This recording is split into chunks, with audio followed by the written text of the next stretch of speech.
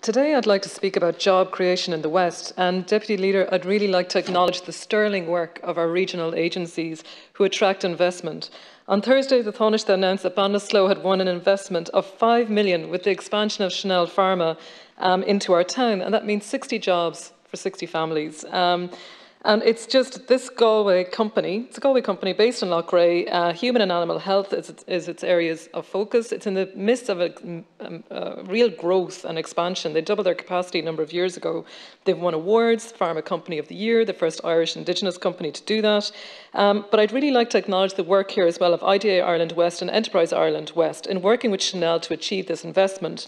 Our regional agencies, people on the ground in our own areas, are crucial to attracting investment into our counties and outside of the larger urban centres. There's development associations and voluntary community groups that drive investment into our towns as well. In my own area, the significance of our own Ballinasloe Area Community Development, BACD, and their recent initiative, the Pulse Club, is a network of entrepreneurs, startups and mentors. And for the last 2 years, they organised workshops in digital marketing, finance, business planning and speaker events with high-profile entrepreneurs.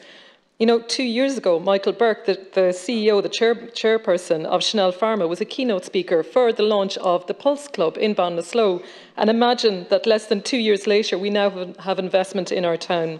And it just shows what a buzz there is and the importance of networking and bringing communities together. I suppose I'd also just like to speak very quickly just about an announcement this morning by Minister Heather Humphreys about connectedhubs.ie, which is also crucial for our towns and villages and regional areas. There's over 66 hubs that are now online, and I'd really like to encourage people who are listening and maybe working from home. It hasn't been ideal during lockdown, sometimes working from the kitchen table, but now there's an opportunity to look up connectedhubs.ie. You can book your desk, your space, you can book a meeting room, and there's 66 spaces, and they're looking to target over 100 by the end of the year, and then the overall target is 400. So I'd really like to congratulate the managers and teams working in our enterprise centres to deliver this for our towns.